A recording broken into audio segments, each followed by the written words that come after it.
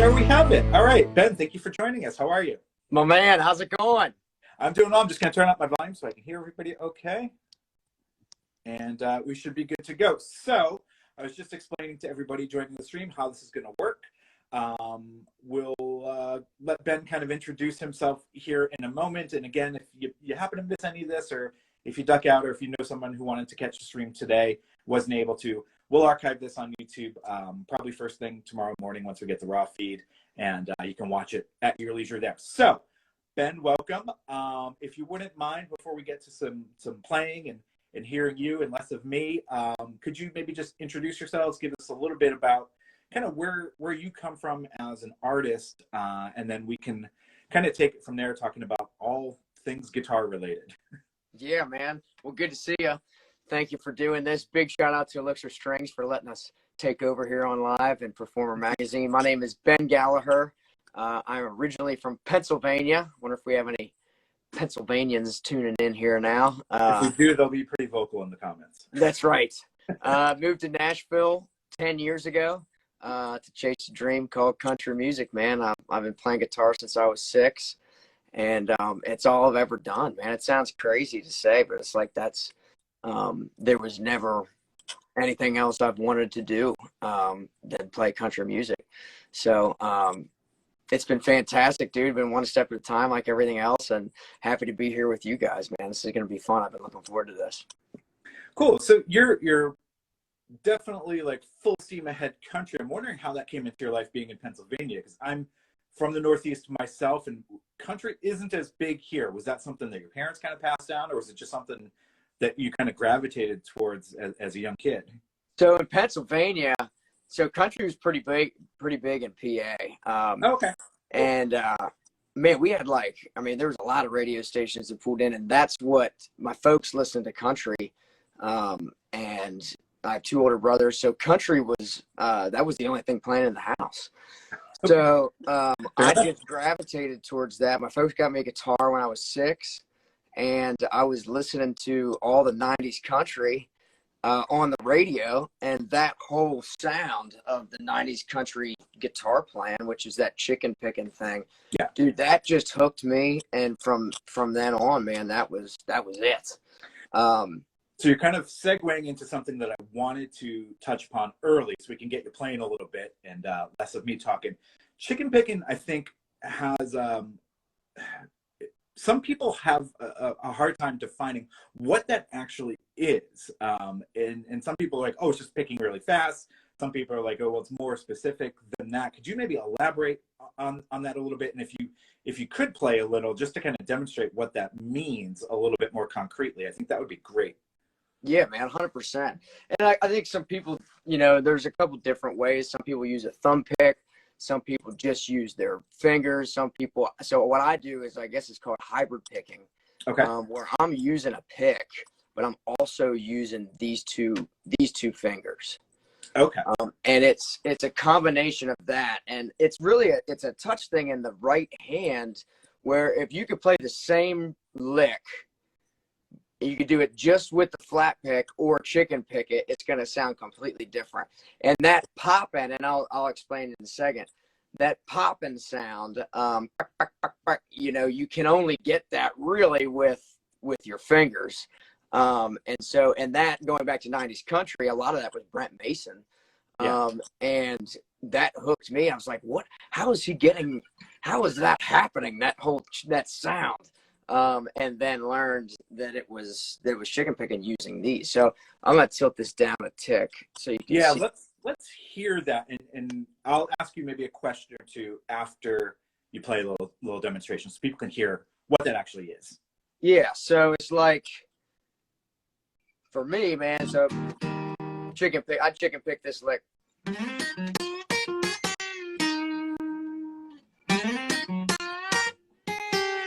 So I'm using both the pick and the hand. So if you flat pick it,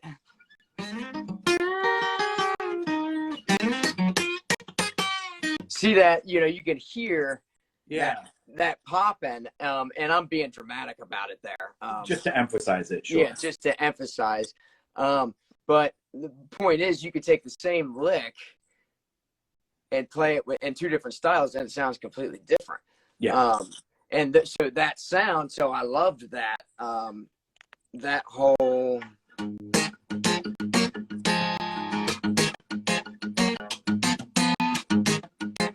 So I'm just kind of alternating, and you get that type of,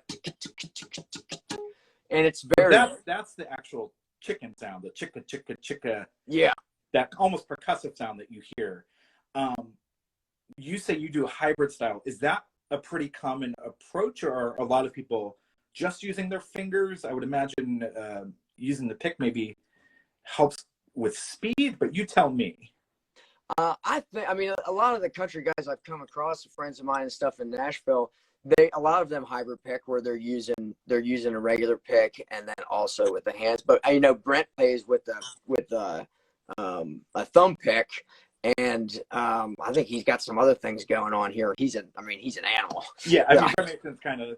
Yeah, I can't follow that, but that's and that his style of playing, and that inspired a lot of people, and that's a big sound in the guitar world of 90s country, because like you said, you get that percussive bit, and it's very rhythmic, and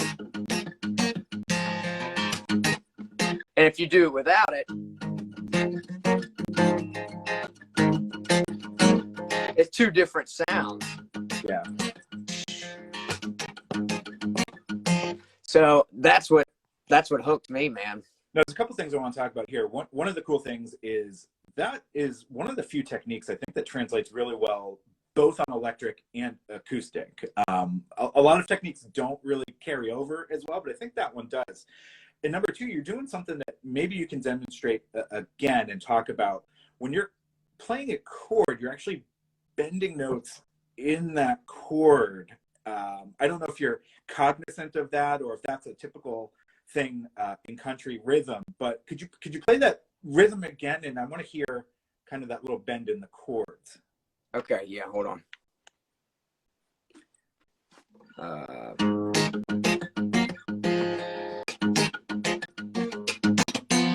Yeah, right there. Yep. So that's kind of a cool thing. It's almost, if you're not a country player, but you want to add some country flavor to your songs, that's like a little cool element that you might be able to pick out just to kind of throw into your rhythm playing that, it might not be a country song that you're writing, but it's a little extra spice, a little hint of maybe that country flavor. Is there anything specific that you're doing there other than just slightly like microtonally bending it to give it a little kind of dissonance? Yeah, I'm bending that. Hold on a second. I'm in drop C sharp here. I'm bending that just a tick, mainly for tension, and you can hear it just and then tick. it kind of resolves that tension. So it's like you come right down from it. And that's not a song. This is just a riff that I was just messing around on the other day. But yeah, it's got that tension. It's a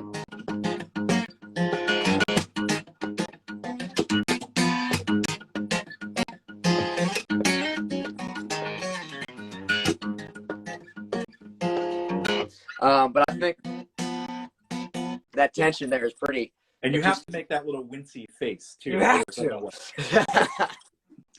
I want to take a quick second before we hear Ben play again. Anybody asking questions in the comments, thank you so much for popping your questions in there.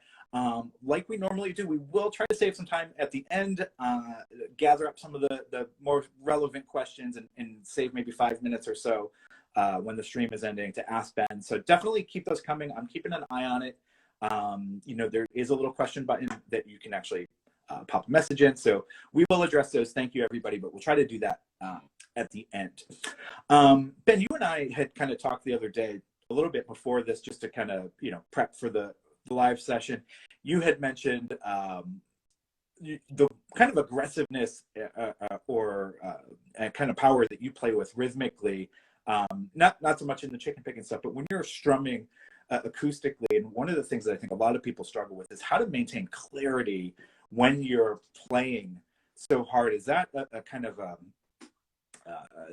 have to do with string tension or string gauges, or is that just the technique thing to play loudly and amplify the sound, but also have it kind of come through and not sound super like muddy and sloppy? Yeah, no, that's a good question, man. I mean, I think it's a combination of a lot of things. So when I first started, starting to play out in Pennsylvania, before I moved to Nashville, I didn't have a band. So I was playing acoustic. So I was like, all right, well, how do I make just me and an acoustic sound more than just solo acoustic? Yeah. And I do play hard, a little unconventionally hard. But you're right, it can get a little bit too much if you're not careful. And I think it's just mainly in that right hand, with the clarity too, and being dynamic, where it's like you don't have to be plowing through a brick wall the whole time.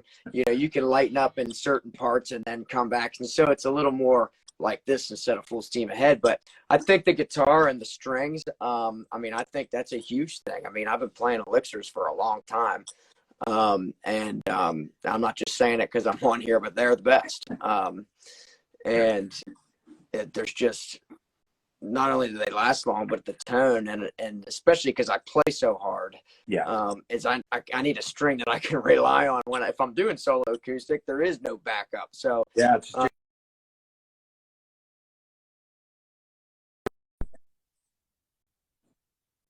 guitars, man, that's all you. I think I lost you there. You there? Yeah, I'm here.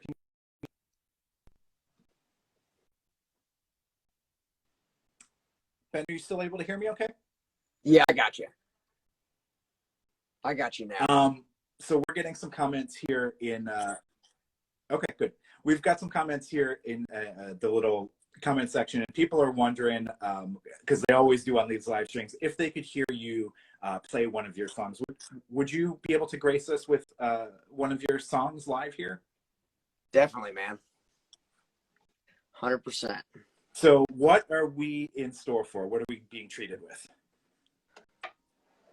The song right here is a brand new single that we just put out not too long ago. It's called Still a Few Cowboys Left, and it's going to be on the forthcoming record that we're finishing up right now. And we're going to go shoot a music video for the song, and it's available anywhere you can find music online, streaming platforms. Awesome. Still a Few Cowboys Left.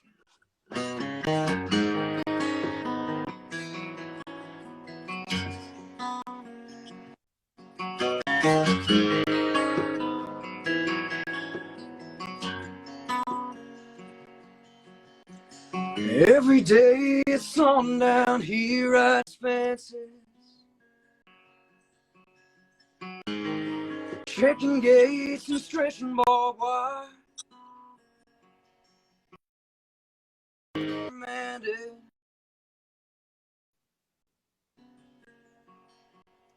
He lays his head back on a saddle by fire. Sounds like 1889, listening to the coyote cry. Somewhere under that moon tonight, there's still a few cowboys left for all the strays that ain't been roped, all the broncs that ain't been broke, for all the west that ain't been won. Yes, there's still a few cowboys left.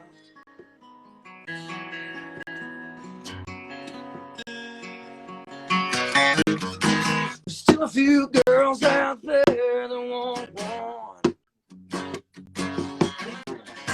The dirt on his neck, rough edges and all. Sometimes hard to love, but he won't run. That bottle by the bed, whiskey on his breath, boots on the floor and hat hanging on the wall. Sounds like 1889, listening to the coyote cry. Somewhere under that moon tonight, there's still a few cowboys left for all the strays that ain't been roped, all the broncs that ain't been broke, for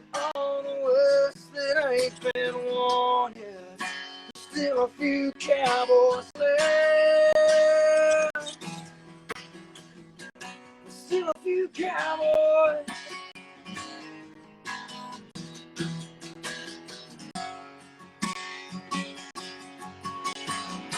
For all the strays that ain't been roped, for all the broncs that ain't been broke, for all the songs that ain't been wrote yet, there's still a few cowboys left. Thank God there's still a few cowboys.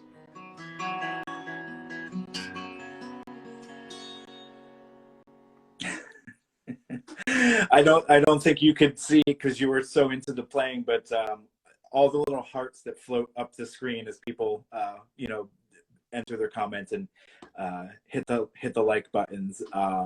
That was awesome. And the name of that song is "A Few Cowboys Left," correct? Still a few cowboys left. No, I appreciate it, man. And where can people get that? Because I know you've got new music all the time.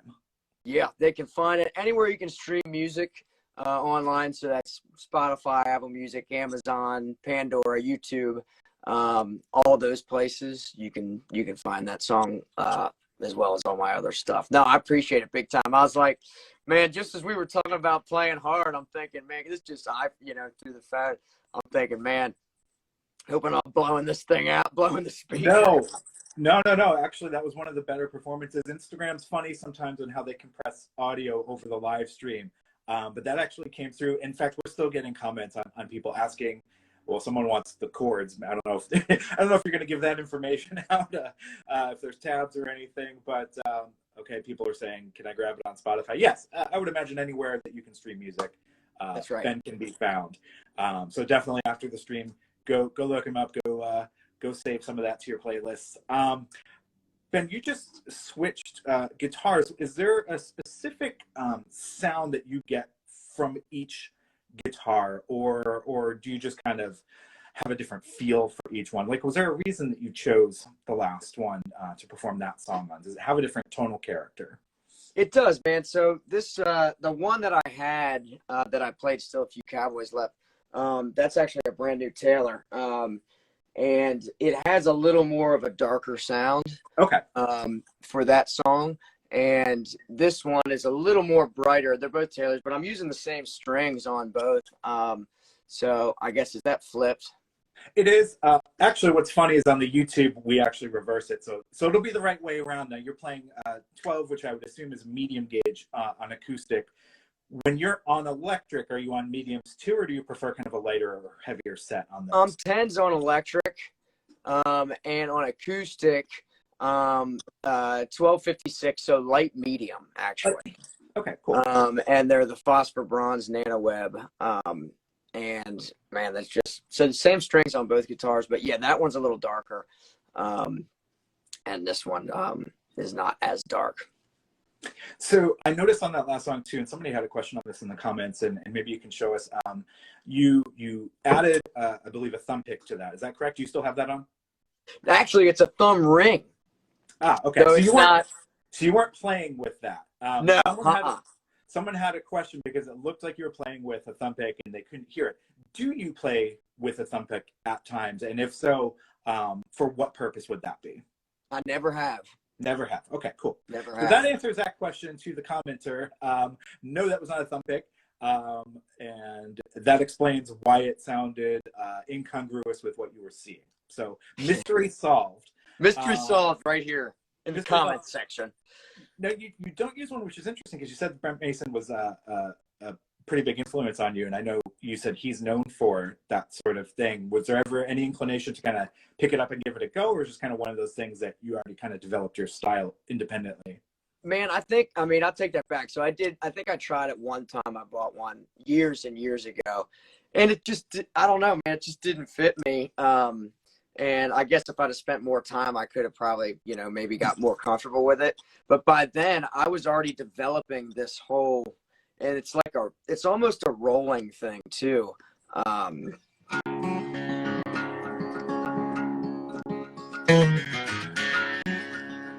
So I'm just kind of rolling this thing, and I had already developed that.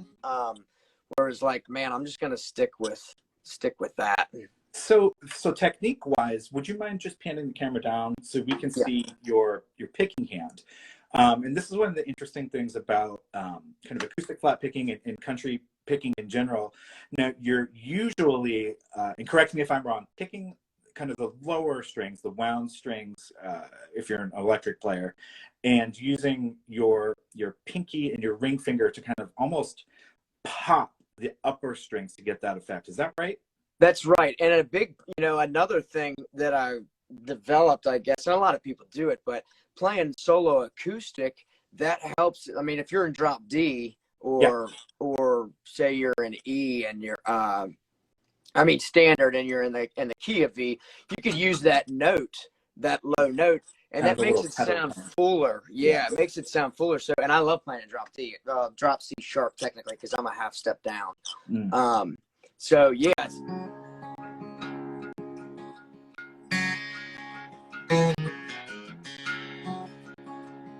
So that's just going like this and making it sound, it has that fullness a little bit where it's not just thin. Yeah, and what's interesting about this technique is the bass notes kind of ring a little bit louder. So when you're not performing with a bass player, you're almost still getting that effect with the picked notes, and then the lighter strings are almost adding that the arpeggios that you would normally expect from an acoustic guitar. So you're kind of getting that deeper register and the upper at once. So that's a technique if you are interested in picking up kind of country elements into your own style. Something to kind of explore a little bit further. Okay, we are going to get to questions in a moment, but someone wants to know, Ben, how fast can you chicken? We're going to can we put you on the spot? I am very, very slow. You're probably much more adept than I am. You want to give another little playing example before we move on to questions? What's that? What was that question again? I missed you. They want to know how fast you can go with your hybrid style. Oh man. You want me to do it now? I mean, I can see it. I don't know. I'll see how fast I can get, but sometimes it's too many notes. But for the purpose of just this, hold on. There we go. We're putting him to the challenge. How fast can he hybrid? All right.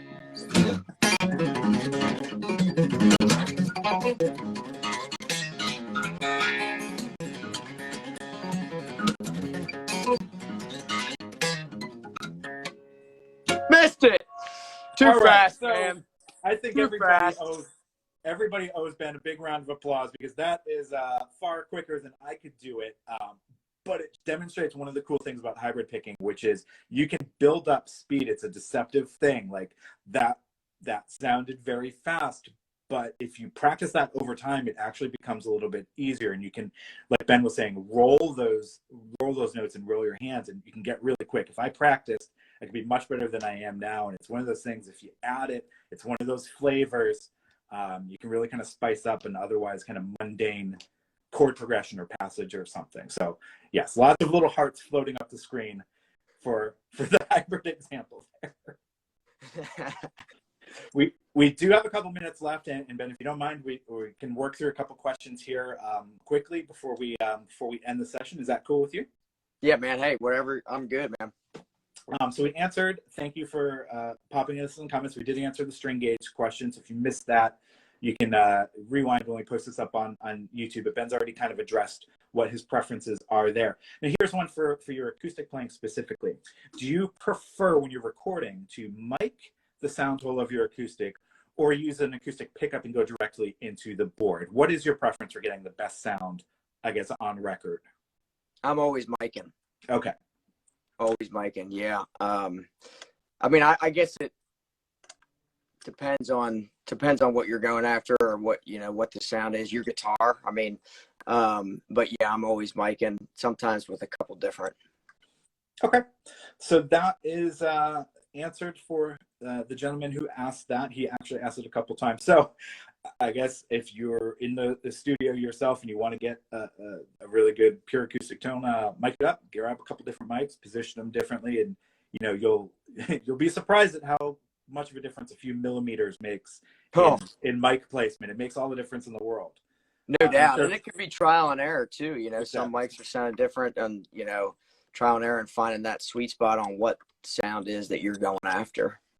We do have a question here that's guitar related, but as you are, or someone who sings while you play, are there any tips that you have for developing a way to sing and play a part independently at the same time? Or is that just something that kind of comes with practice? Is there any sort of trick that you have that you could share with people? So I'll actually, let me switch back guitars. I'm going to go back to that. That's a good question. Still a few Cowboys left. That whole intro picking bit happens over the vocal.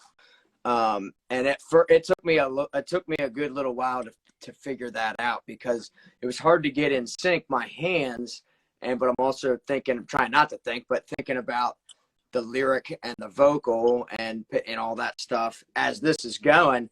So I guess that my only advice and tip to that question is slowing it down and just practicing it, and you'll get it.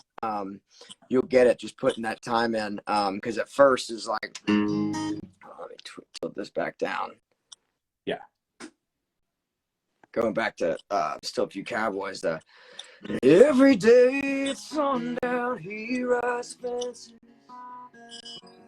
And then singing over that took me quite a bit. Yeah. I'll pass on maybe one little piece of advice I received when I was a younger musician, and it's, if you are someone who plays guitar and wants to sing at the same time, one of the cool things you can do is actually take piano lessons, because what you typically have to do on piano is learn independently what to do with your left hand and your right hand, and it kind of trains your brain to do two different things at the same time, read the bass clef and also the treble clef at the same time. And I've heard from singer-songwriters who've actually kind of been able to get their mind doing two different independent things where their playing hand is almost on autopilot, while they're singing. So if you're having trouble with that, I don't know, look into piano lessons and see if that helps. It might not. It might be complete, nonsense that's just been passed on. Who knows? But you might learn piano at the same time. So that's always a plus, right? Right. Ben, let's see if we got time for one more question here, and then maybe you can play us out. And let me pick a good one. This is a little bit of a silly one, so I might do this one just because we're running low on time, and then I'll have you play us out. When you start playing country music, are you issued a Telecaster in the mail? Now, that's a joke, but the vast majority of country guys and gals that we see are tele players. What is the reason for that? Is there just something about that bridge pickup in particular that is just so suited for country? Is it a tradition thing? What is it? Because I see some hanging on your wall back there. Yeah, I got a couple here. I'm a tele guy, one. man. And it's like in the guitar world, when you think of country guitar playing, you do think of a Telecaster. It's not that others can't do it, other guitars, but maybe it's a tradition thing, that bridge pickup, that whole sound. It has mainly a lot to do with the sound. Personally, I've always been a tele guy. I just love, the sound. The neck is a big thing for me. And also, on a telly, it's so flat here between the actual wood and where your hand is resting. So take a Les Paul, for example. You have that bridge bit that's sticking up a little bit. I could never get comfortable because it's not almost completely flush on the wood. And I would imagine when you're doing kind of a hybrid style picking, anchoring your hand almost to the top of the guitar is probably beneficial. That's right. Anchor. That's the word I was looking for. That's exactly right, man. And that's the main thing so all my tellies have different pickups in them. So they all sound different. And some sound like a Les Paul. They're pretty heavy. But it's always been it's just a feel thing, man. So that unfortunately kind of brings us towards the end of our time. Ben, I want to thank you so much, and everybody in the comments has just been so appreciative of you joining us here and sharing your tips and your tricks and playing for us. Do you think I could kind of convince you to maybe play us out for a minute before we officially say goodbye? 100%. Thank you, all the guys tuning in. Elixir Strings, Performer Magazine. Ben, I appreciate it. Thanks for the time, guys. So with that, we'll hear Ben play. I'll do my official sign off once he's finished, and then we'll say goodbye. Tilt this down here. All right.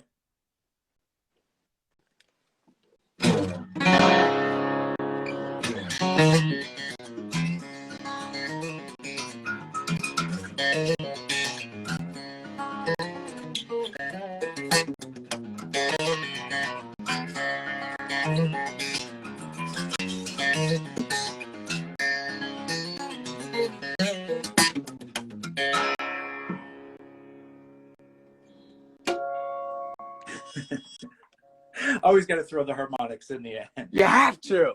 So I will say one funny thing, and then I promise I will shut up because I know I talk too much. Someone in the comments said when Ben G tilts his camera down, we see kind of your torso end here, and then my part of the frame kind of starts where yours ends. So the person who tuned in was really confused by What is going on? It looked like my head was pasted on your body. I assure you that is just Instagram trickery. I want to thank our special guest, Ben Gallagher. Again, thank you so much. People can find you anywhere that music is streamed. So if you've got Apple or Tidal or Spotify or anything like that, please go look Ben up. We were super fortunate to have him perform an original for us today, which you can go stream at your leisure. Ben, where can people find you elsewhere? I would assume Instagram's a good place right here at this screen name, obviously. Twitter, Facebook, all the normal places we can go look. Yep, TikTok, all the places. I've been doing this new acoustic jam series called Boot Stomp. Just doing different riffs and stuff. Actually right here, but you can find all those on my social media, Instagram mainly, but also TikTok and all the other ones. Awesome. So everybody who joined us, thank you so much. And thanks to everybody for all the positive comments. This was really a great session. And again, if you missed any of it, or if you want to tell a friend, we will archive this up on the Performer Magazine YouTube channel, probably starting tomorrow morning, where everything will be flipped in a normal viewing ratio. So Ben, thank you so much again. Thank you to everybody for joining. Thanks to Elixir for allowing me to take over their channel every now and again. And we will see you all next time. Take it easy, everyone. Thanks.